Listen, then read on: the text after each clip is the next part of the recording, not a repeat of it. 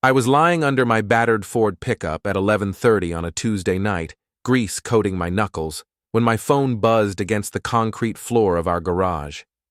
The message glowed on the cracked screen. "Meet you at the lake house tomorrow. Bring the red heels. Can't wait to see you out of that dress." My wife Zara owned exactly one pair of red heels, the expensive ones she'd bought last month for her work presentation. I rolled out from under the truck and sat there on the cold concrete, staring at that message. The sender was listed as RV in her contacts, Rhett Vossin. I knew the name, heard it whispered at the grocery store, seen it on the luxury car dealership billboards around town. "Well, isn't that just perfect?" I muttered to the empty garage. Zara was upstairs, probably in bed already, claiming another headache. She'd been having a lot of those lately. Along with late nights at the office, mysterious phone calls she took in the bathroom, and a sudden interest in expensive lingerie that I never got to see her wear. I'd been married to Zara Caldwell, now Zara Vanton, for 8 years. She was an advertising executive at Morrison & Associates, the kind of woman who wore power suits and talked about synergy and brand optimization at dinner parties. I was Orion Vanton, auto mechanic, former boxer, and apparently the last person in our Rust Belt town to figure out his wife was stepping out. The garage door creaked as I pushed it open and stepped into the night air. Our neighborhood was the kind of place where dreams came to retire and then forgot to collect their pension. Half the houses had boarded windows, the other half had residents who wished they did. I walked to the kitchen and poured myself 3 fingers of whiskey.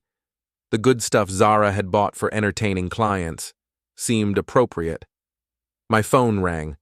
Jovi Caldron's name flashed on the screen.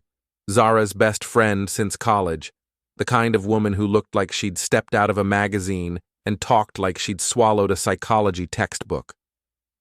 "Orion? I hope I'm not calling too late." "Depends on what you're calling about, Jovi." There was a pause.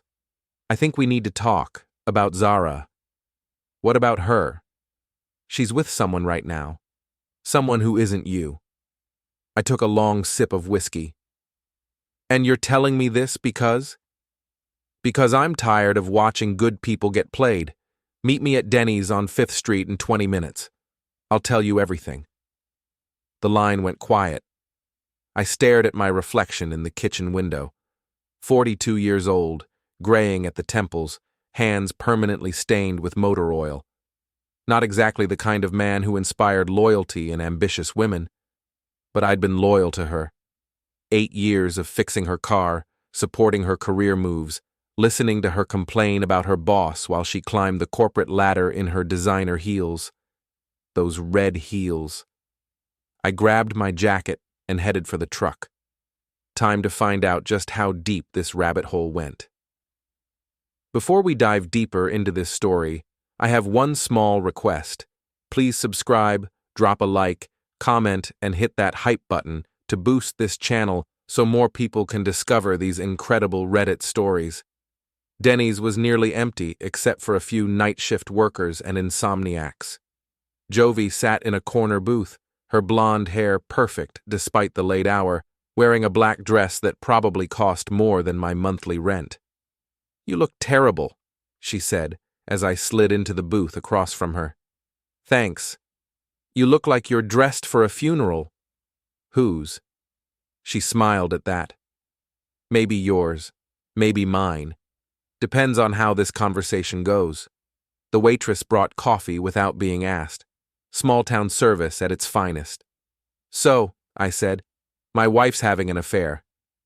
"Your wife's having an affair," Jovi confirmed, "with Rhett Vossin, for about 4 months now." 4 months? I let that sink in. "And you've known the whole time?" "I've suspected. Tonight I got confirmation." She pulled out her phone and showed me a photo. Zara and a tall, dark-haired man in an expensive suit, kissing in what looked like a hotel lobby. The timestamp showed it was taken 3 hours ago. "Where?" "The Marriott downtown, room 412. They meet there every Tuesday and Thursday. Sometimes Saturdays when you're working at the shop. I studied the photo. Rhett Vossin was everything I wasn't. Tall, polished, the kind of man who probably had his shirts pressed professionally and never got grease under his fingernails. Why are you telling me this, Jovi? You and Zara are supposed to be best friends. She stirred her coffee slowly. Because Zara's not the person you think she is, and neither is Rhett. Meaning? Meaning they've been planning this for longer than 4 months. They've been planning to take you for everything you're worth. She slid a manila envelope across the table. Bank statements, credit reports, property records. Rhett's been advising Zara on how to maximize her take in a divorce. They've already had papers drawn up. I opened the envelope. The documents inside made my stomach turn. Joint accounts I didn't know existed. Credit cards opened in my name. A second mortgage on our house that I'd never signed. How did you get these? Rhett's not as smart as he thinks he is. He likes to brag to his friends. One of his friends likes to talk to me. And what do you want in return for this information? Jovi leaned back in the booth. I want to watch them burn. Both of them. Why? Because 3 years ago, Rhett and I were engaged. Then he met Zara at some charity function, and suddenly I wasn't sophisticated enough for his tastes. Zara knew we were together. She knew, and she went after him anyway. So this is revenge. This is justice. The question is, what are you going to do about it? I finished my coffee and stood up. I'm going to think about it. Don't think too long, Orion. They're planning to file next week. I left her sitting in the booth and drove home through empty streets. The house was dark when I pulled into the driveway. Zara's BMW wasn't there yet. I sat in my truck for a long time, thinking about 8 years of marriage, about trust, about the way she'd looked at me this morning when I'd kissed her goodbye. Like she was already gone. My phone buzzed. A text from Zara. Working late again. Don't wait up. I looked at the timestamp, sent 5 minutes ago. She was probably still at the Marriott, probably still with him. I got out of the truck and walked to the garage. My toolbox sat on the workbench, organized and ready. I'd built a life with these hands, fixed things that were broken, made things work. Time to see if I could fix this. I didn't sleep that night. Instead, I sat at the kitchen table with Jovi's envelope spread out in front of me, learning things about my wife that made my hands shake. Not from fear, from rage. The credit cards were the worst part. $15,000 in charges over the past 3 months. Hotels, restaurants, jewelry, clothes. All in my name, all for her affair. She'd been using my credit to fund her betrayal. When Zara came home at 1:30 a.m., I was still sitting there. You're up late, she said, not quite meeting my eyes. Couldn't sleep. How was work? Exhausting. The Morrison account is giving us trouble. She kicked off her heels, black ones tonight, and headed for the stairs. I'm going to shower. I watched her go, noting the way her hair was mussed, the slight smear of lipstick at the corner of her mouth. Either she was having a passionate affair with a client presentation, or my wife was a liar. The shower ran for 20 minutes. When she came down in her robe, I was making coffee. You're up early, she said. Never went to bed. Listen, I've been thinking about our finances. Maybe we should consolidate some accounts, get a better handle on our spending. She froze with her coffee cup halfway to her lips. Our finances are fine, Orion. Are they? Because I was looking at some statements yesterday and it seems like we're spending more than I remembered. I handle the finances. You don't need to worry about it. But I do worry about it. We're married. Shouldn't we make these decisions together? Her jaw tightened. I'm the one with the business degree. I'm the one who understands investments and credit management. You fix cars. There it was. The contempt she'd been hiding for years, finally bubbling to the surface. Right, I said. I fix cars, and you handle the money. Got it. She softened slightly. I didn't mean it like that. I just meant, I know what you meant. She kissed my cheek before leaving for work. Her lips felt like ice. After she left, I called in sick to the garage and drove to Morrison and Associates. The building was all glass and steel, the kind of place designed to intimidate people like me. I parked across the street and waited. At 11:30, Zara came out with two other women in similar power suits. They walked to a restaurant 3 blocks away. I followed at a distance, feeling like a private investigator in a bad movie. They sat at a table by the window. I couldn't hear the conversation, but I could see Zara's face. She was animated, laughing, checking her phone constantly. This wasn't the tired, stressed woman who came home to me every night. This was someone else entirely. At 12:45, she checked her phone one more time and smiled. The kind of smile I hadn't seen in months. I drove to Rhett's dealership. Vossin Luxury Motors sat on the good side of town, all chrome and glass with expensive cars gleaming under perfect lighting. Rhett himself was easy to spot, tall, dark hair slicked back, wearing a suit that probably cost more than my truck. He was talking to a young couple, gesturing toward a red sports car with his manicured hands. Everything about him screamed money and success. Everything I wasn't. I waited until the couple left, then walked into the showroom. "Can I help you?" Rhett's voice was smooth, professional. "Maybe.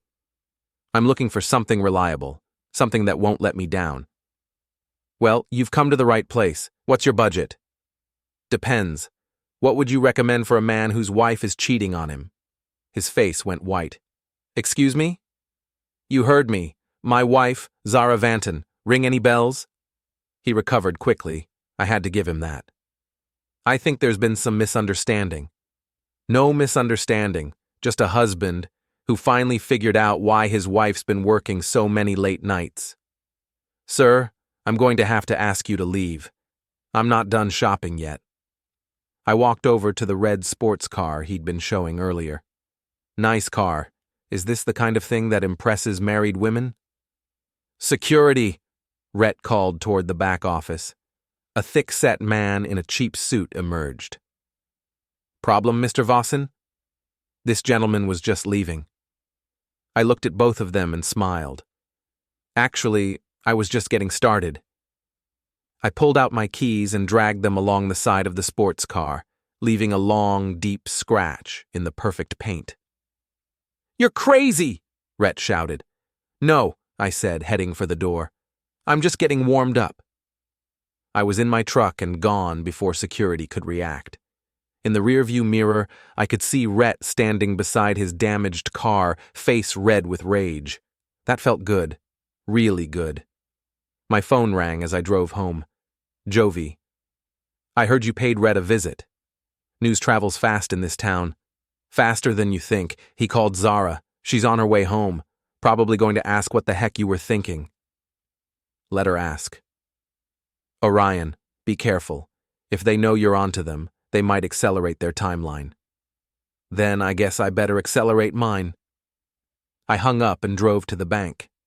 The manager, a soft man named Peterson who'd handled our accounts for years, looked uncomfortable when I asked to freeze our joint accounts. "I can't do that without your wife's signature, Mr. Vanton." "Even if I suspect fraudulent activity?" "What kind of fraudulent activity?"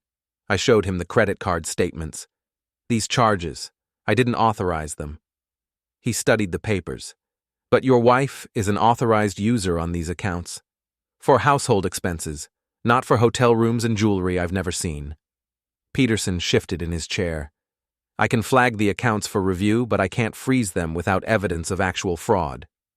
"Then start the review. Today. It could take several days." "Then you better get started." I left the bank feeling like I'd accomplished something, even if it was small. Every journey starts with a single step, and I'd just taken mine. Zara's BMW was in the driveway when I got home. She was waiting in the kitchen, still in her work clothes, arms crossed. "What were you doing at Rhett's dealership?" "Shopping for a new car. Why?" "Don't lie to me, Orion. He said you vandalized his property." "Did he? That's a serious accusation. Did he call the police?" She hesitated. "No, but then I guess it's his word against mine." "Why were you there?" I poured myself a glass of water and sat down across from her. Why don't you tell me? I don't know what you're talking about. Sure you do. You know exactly what I'm talking about. We stared at each other across the kitchen table. 8 years of marriage, and it had come down to this. Two people who didn't trust each other, playing games with half-truths and accusations. I think you're having some kind of breakdown, she said finally. Maybe I am. Or maybe I'm finally waking up. She stood to leave, then turned back. I'm going to stay at Jovi's tonight. I think we both need some space. Good idea. Give my regards to Rhett. Her face went pale. What's that supposed to mean? It means have a good night, Zara. After she left, I sat alone in our kitchen, listening to the house settle around me. 8 years of shared meals, shared dreams, shared lies. My phone buzzed, a text from an unknown number. This isn't over. I typed back, You're right, it's just getting started. Then I went to the garage and started planning. The next morning, I drove to the seediest part of town to find Colby Vanton.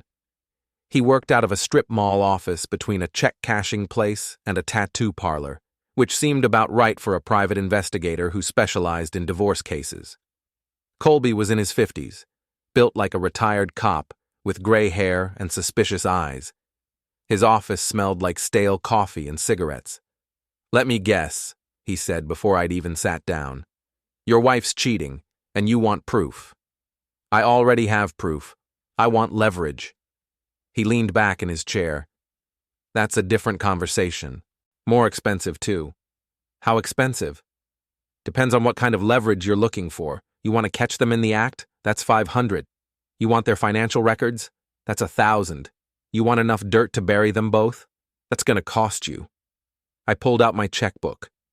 Let's go with option 3. Smart man. Give me everything you know, and I'll give you everything they don't want you to know. I spent an hour telling Colby about Zara, Rhett, the credit cards, the hotel meetings, and Jovi's information. He took notes in a small notebook, asking detailed questions about timelines and bank accounts.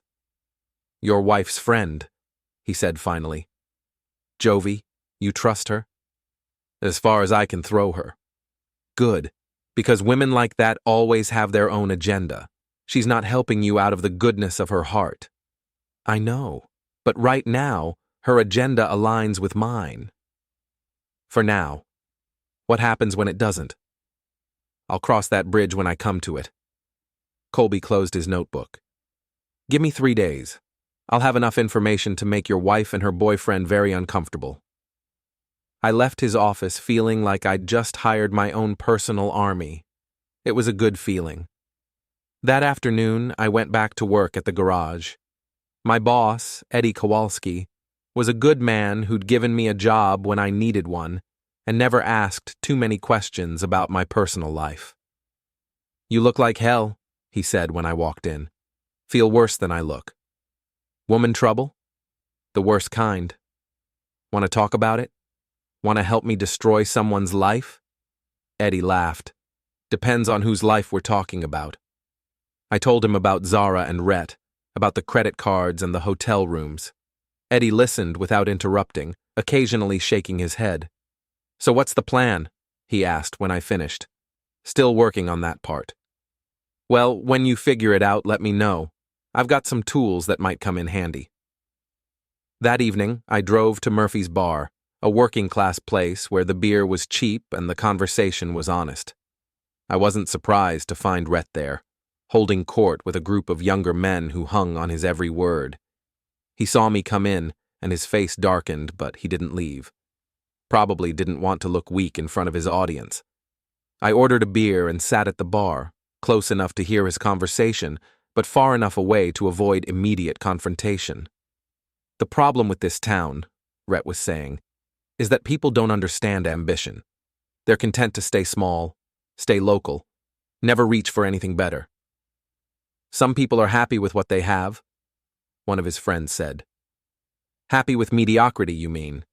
Happy with fixing other people's cars instead of owning the dealership. Happy with renting instead of buying. Happy with wives who shop at Walmart instead of Nordstrom. I finished my beer and walked over to their table. Mind if I join the conversation? The table went quiet. Rhett's jaw tightened, but he gestured to an empty chair. We were just discussing ambition, he said. I heard. Interesting perspective. Tell me, what's your opinion on loyalty? Loyalty?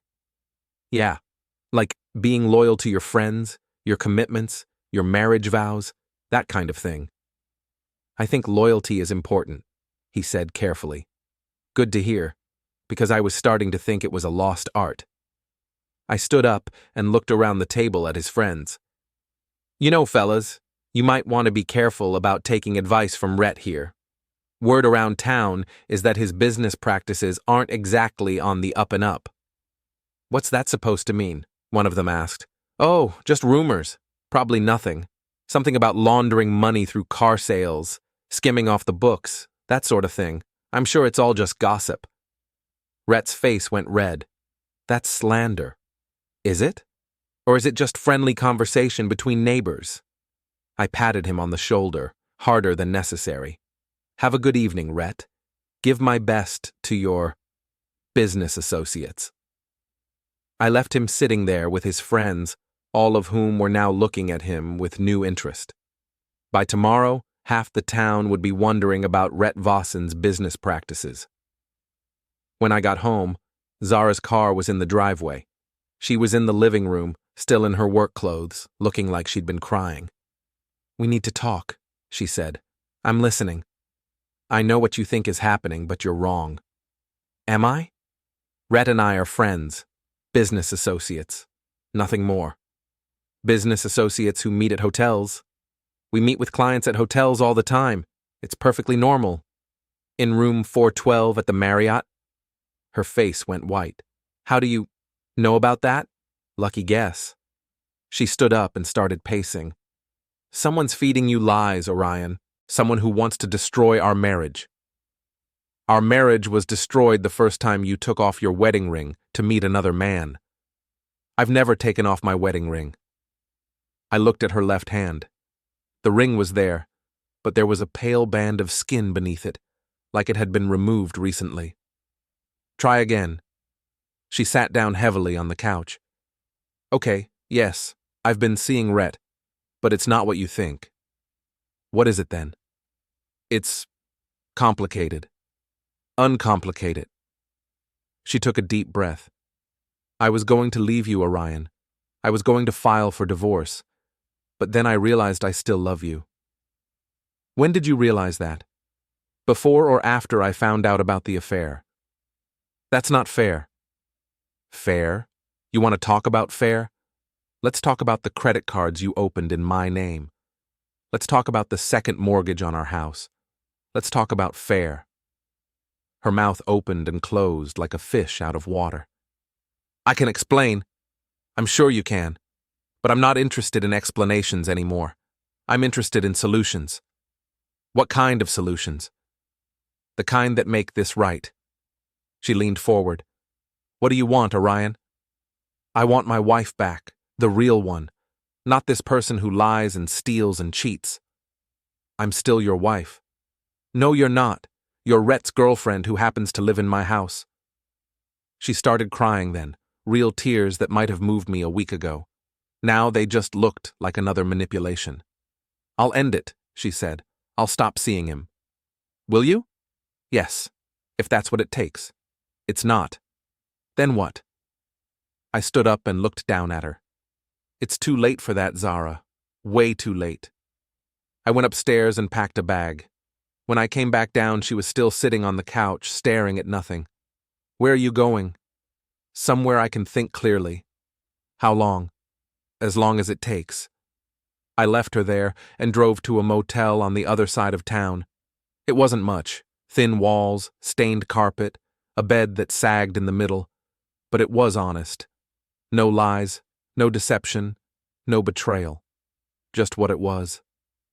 I lay on the bed and stared at the ceiling, thinking about 8 years of marriage and how quickly it could all fall apart. Tomorrow, Colby would start digging into Rhett's business. Tomorrow, the rumors I'd planted would start spreading. Tomorrow, the real game would begin. But tonight, I was just a man in a cheap motel room, trying to figure out how to put his life back together. My phone buzzed. A text from Jovi. "Heard you moved out. Smart move. Ready for phase 2? I typed back, "What did you have in mind?" "Meet me tomorrow at noon. I'll show you something that will change everything." I turned off the phone and closed my eyes. Phase 2. Whatever that meant, I was ready for it. Jovi met me at a coffee shop downtown, looking like she'd stepped out of a fashion magazine despite the early hour. She slid a tablet across the table before I'd even ordered. "Rhett's not as careful as he thinks he is," she said. The screen showed a series of text messages between Rhett and someone listed as Z in his contacts. The timestamps went back 6 months. "How did you get these?" Rhett has a weakness for younger women. His current assistant is 23 and thinks he's going to leave his girlfriend for her. He has a girlfriend? He has several. Zara's just the one with the most money. I scrolled through the messages. They started innocent enough. Business discussions, lunch meetings, casual flirtation. But they quickly escalated into explicit planning sessions for my financial destruction. "Look at the one from last Tuesday," Jovi said. I found it. Insurance policy cashed out. $50K transferred to offshore account. O still clueless. O, being me, apparently. I had a life insurance policy? Apparently you did. Zara took it out 3 years ago, named herself as beneficiary, and cashed it out last month. That's not legal. It is if you're married and she forged your signature on the right documents. I kept scrolling. The messages painted a picture of systematic theft spanning months. Joint accounts drained, credit cards maxed out, assets transferred to hidden accounts. They'd been planning to take me for everything, then disappear together. "There's more," Jovi said. She pulled up a photo gallery on the tablet. Pictures of Zara and Rhett at restaurants, hotels, what looked like a beach vacation. This was last month when she told you she was at that conference in Chicago. She was in Miami. With your money. I handed the tablet back. "Why are you showing me this?" "Because I want them both to pay, and because you deserve to know the truth." "What's your plan?" She smiled, and for the first time I saw something cold in her expression. "We're going to give them exactly what they deserve. But first, I need you to do something for me." "What?" "I need you to get Zara to trust you again. Make her think you're willing to forgive and forget. Can you do that?" "Why?" "Because we need her to incriminate herself. And she won't do that if she thinks you're her enemy." I thought about it. Playing the fool, pretending to be the naive husband who still believed in love and redemption. It went against every instinct I had. "How long?" "A week, maybe 2. Long enough for her to get comfortable and make a mistake. And then? Then we destroy them both." I left the coffee shop with a plan and a sick feeling in my stomach. Playing the victim had never been my strong suit, but if it meant getting justice, I'd swallow my pride. I drove back to the house. Zara's car was gone, probably at work, or at least that's what she'd claim. I used my key to get in and started looking around with new eyes. The house felt different now, like a crime scene. Every piece of furniture, every decoration, every photograph on the mantel represented something that had been bought with lies. Our wedding picture sat on the kitchen counter, both of us smiling like we believed in forever. I picked up the frame and studied Zara's face. When had she stopped loving me? When had I become just an obstacle to her ambitions? My phone rang. "Colby." "I've got preliminary information on your friend Rhett," he said. "You want the good news or the bad news?" "Give me the bad news first." "The bad news is that he's been doing this for years. You're not his first victim. I found evidence of at least 3 other married women he's targeted for their assets. And the good news?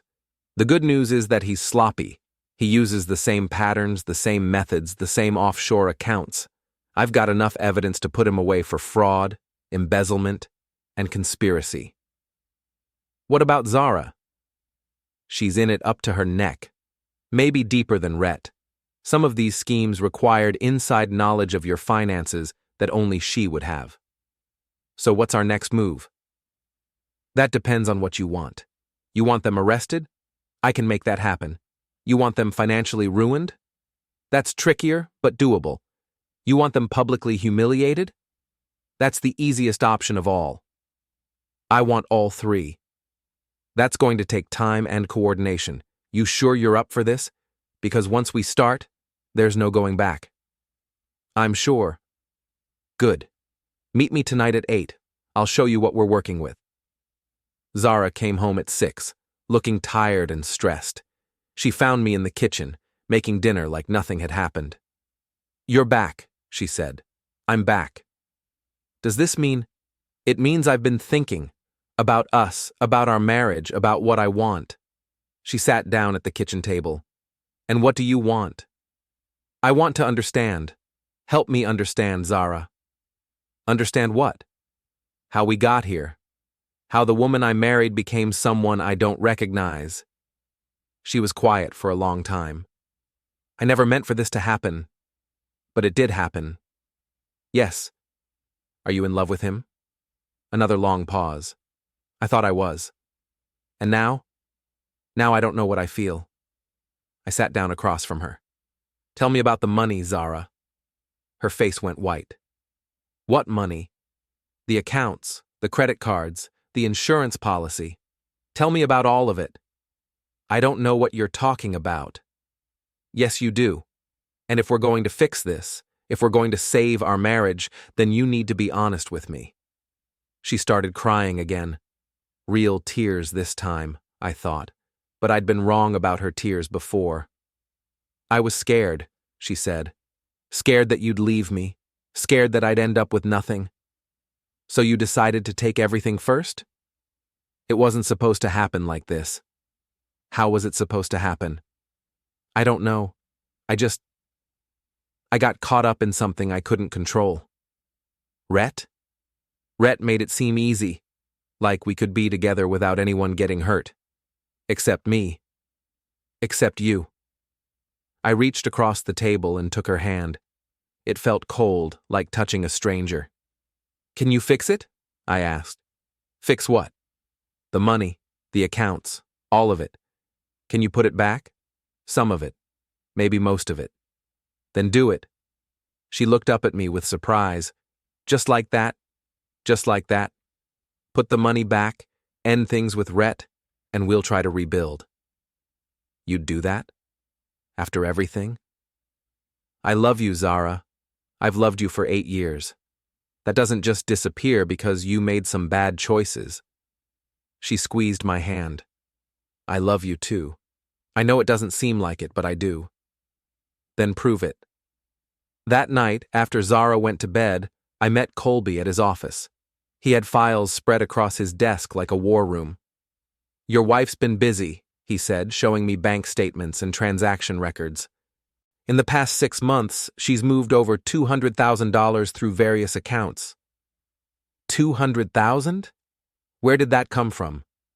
Your retirement fund, your savings, credit advances, the insurance policy, and a loan against your house that you never signed for. I sat down heavily. She mortgaged our house? Second mortgage, $40,000. The paperwork has your signature, but I'm betting it's forged. Can we prove that? Probably. But here's the thing. Even if we can prove fraud, getting the money back is going to be complicated. Some of it's already been spent, some of it's in offshore accounts that are hard to access. What about criminal charges? That's more promising.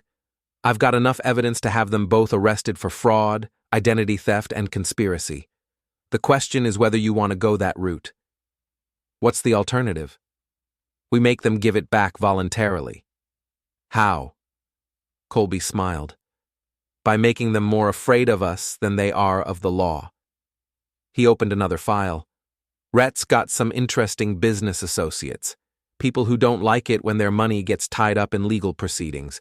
People who prefer to handle disputes privately. You're talking about criminals. I'm talking about businessmen who operate outside traditional legal frameworks. And you know these people? I know people who know these people. The point is, if Rhett and your wife think they're about to be exposed to some very unfriendly individuals, they might be motivated to return your money quickly and quietly. I thought about it. The legal route would take years and might not recover everything, but intimidation could work faster, assuming I was willing to cross that line. What would I have to do? Nothing illegal. Just make them believe that their theft has attracted the wrong kind of attention. And if they don't believe it, then we go to plan B, which is public humiliation followed by criminal prosecution.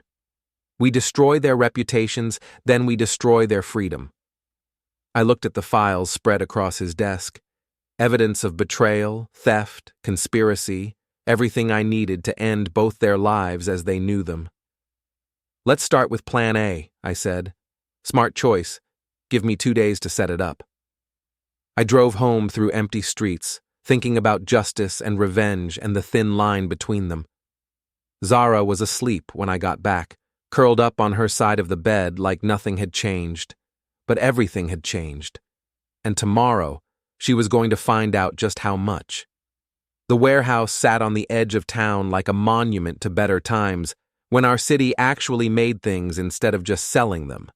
Colby had chosen it for our final meeting because it was isolated, dramatic, and had excellent acoustics for recording conversations. I arrived first, at 7 p.m. sharp. The place smelled like rust and abandoned dreams, but it would serve our purpose. Colby showed up 10 minutes later with 2 men I didn't recognize. They looked like ex-cops or ex-military, the kind of people who got paid to make problems disappear. "These are my associates," Colby said. "They're here to make sure everyone stays calm and focused." "Are they armed?" "They're professionals. That's all you need to know." At 7:30, Jovi arrived with a laptop bag and a smile that could cut glass. She'd traded her usual designer outfit for black jeans and a leather jacket, like she was dressed for war. "Are you ready for this?" she asked me. "As ready as I'll ever be." "Good, because once we start, there's no going back." Zara and Rhett arrived together at 8 p.m. exactly as planned. Jovi had told them she had a business proposition that could solve all their problems.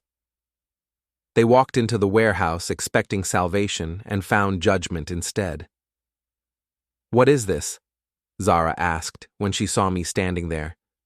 "This is a reckoning," I said. Rhett started to turn around, but Colby's associates stepped into view, blocking the exit. "Nobody's leaving until we have a conversation," Colby said. "This is kidnapping," Rhett said. "This is a business meeting," I replied. "The kind you and my wife have been having for months." Jovi opened her laptop and connected it to a portable projector. The warehouse wall lit up with bank statements, transaction records, and text messages. "Let's start with the money," I said. $237,000 stolen from me over the past 6 months. "That's not stolen," Zara said. "We're married. It's community property." "Community property that you moved to secret accounts without my knowledge or consent. That's called theft." The projector showed a series of wire transfers. 40,000 to an account in the Cayman Islands, 60,000 to a shell company in Delaware, 50,000 in cash withdrawals from accounts I didn't know existed. "You can't prove any of this," Rhett said. "Actually, I can." Colby stepped forward with a thick folder. "Bank records, forged documents, recorded phone calls. I've got enough evidence to put you both away for 10 years. "Recorded phone calls?" Zara's voice cracked. Jovi smiled. "Did you really think I was helping you? After what you did to me 3 years ago?" "What are you talking about?" "Rhett was my fiancé, Zara. We were planning our wedding when you decided you wanted him for yourself." "That's not how it happened." "Isn't it? You met him at the charity auction, flirted with him all night, then started showing up at his office with business proposals that had nothing to do with business. The projector showed photos of Zara and Rhett at restaurants, hotels, what looked like a romantic getaway. "You destroyed my relationship," Jovi continued, "so I decided to destroy yours. The difference is, you actually deserved it." Rhett was looking around the warehouse like a trapped animal. "What do you want?" "I want my money back," I said. "All of it, plus interest." "That's impossible. Some of it's already been spent." "Then you better figure out how to unspend it." "And if we can't?" Colby's associate stepped closer. "Then we explore other options." "You're threatening us." "I'm offering you a choice," I said. "Return my money voluntarily, or explain to a jury why you thought stealing it was a good idea." "We could go to the police right now," Zara said. "Tell them you're holding us here against our will." "You could," I agreed. "But then I'd have to give them all this evidence of your financial crimes, plus the recordings of you planning to frame me for domestic violence to improve your divorce settlement." Her face went white. "We never." "You never what? Never discussed having me arrested on false charges? Never talked about claiming I was abusive to get a better settlement?" I nodded to Jovi, who clicked to the next slide. The wall showed text messages between Zara and Rhett discussing exactly that plan. "That was just talk," Rhett said. "We never would have gone through with it." "Maybe, but a jury might not see it that way." "What do you want from us?" Zara asked. "I want you to transfer every penny you stole back to my accounts. Tonight. Right now." "That's not possible. The money's in different banks, different countries." "Then you better start making some phone calls." Jovi handed Zara a cell phone. "Start with the Cayman account." For the next 2 hours, I watched my wife and her lover systematically return the money they'd stolen from me. Some transfers were easy, others required multiple calls and authorizations, but slowly, steadily, my accounts were restored. "The insurance money," I said when they seemed to be finished. "What insurance money?" Zara asked. "The life insurance policy you cashed out. $50,000. "That money's gone. We spent it on what?" She looked at Rhett, who was studying his shoes. "On the Miami trip, and some other things." "What other things?" "Jewelry, clothes, a down payment on a condo in Florida." "A condo?" "We were going to move there, after the divorce." "Well, congratulations. Now you can afford to move there without my money." I turned to Colby. "Are we square?" He checked his tablet. 210,000 recovered, still short about 27,000. "The condo," I said to Rhett. "Sign it over to me." "What?" "You put a down payment on a condo with my money. Sign it over to me, and we'll call it even." "That's not how real estate works." "Then figure out how to make it work. You've got 1 week." "And if we don't?" I looked around the warehouse, at Colby's associates, at the evidence projected on the wall. "Then we go to Plan B." "Which is?" "Criminal prosecution, public humiliation, and a very uncomfortable conversation with some of Rhett's business associates who don't like it when their money gets tied up in legal proceedings." Rhett's face went pale. "What business associates?" "The ones who've been using your dealership to launder money for the past 3 years. Did you really think nobody would notice?" "I don't know what you're talking about." Colby opened another file. "Salvatore Torino, Marcus Benedetti, Anthony Castellano. Ring any bells?" Rhett sat down heavily on a wooden crate. "How did you find out?" "Same way I found out about everything else. You're not as smart as you think you are." "Those men, they don't know about Zara, do they?" "Not yet. But if you don't return my money, they're going to find out that their business partner has been stealing from civilians and attracting police attention." "You wouldn't. Try me."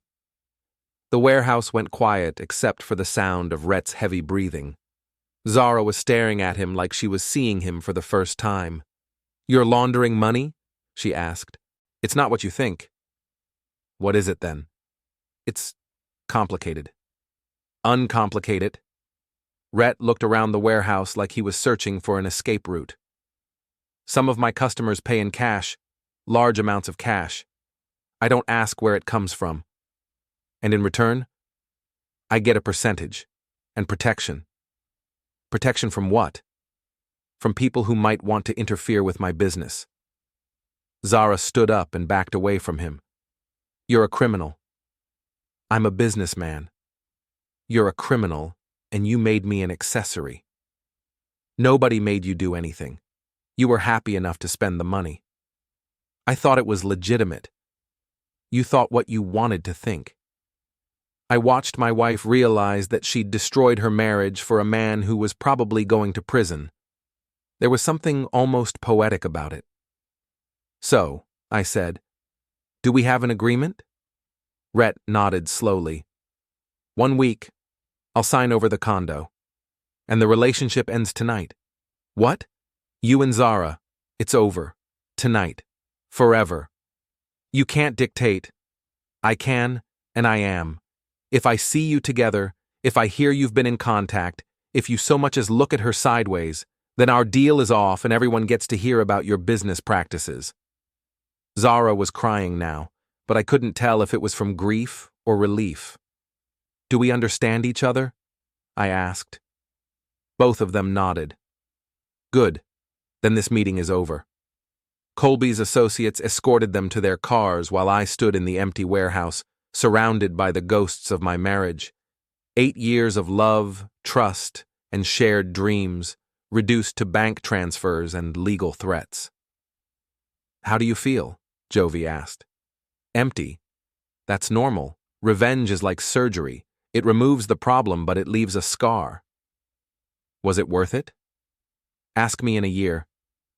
I drove home to a house that felt like a museum of someone else's life. Zara's clothes were still in the closet, her books still on the shelves, her coffee cup still in the sink. But she was gone, and we both knew she wasn't coming back. My phone rang. It was Eddie from the garage. How did it go? It went. You get your money back? Most of it. And the wife? She made her choice. I'm sorry, Orion. Don't be. I'm not. I hung up and poured myself 3 fingers of whiskey. The good stuff. The bottle Zara had bought for entertaining clients. Outside, the town settled into another quiet night, full of secrets and broken promises and people trying to figure out how to put their lives back together. I was just one more casualty in a war that had been going on since the first person decided that love wasn't enough. But I'd won this battle. I'd gotten my money back, exposed the truth, and walked away with my dignity intact. It wasn't everything I'd lost, but it was enough. I raised my glass to the empty house and drank to the future, whatever it might hold. The last laugh belonged to me.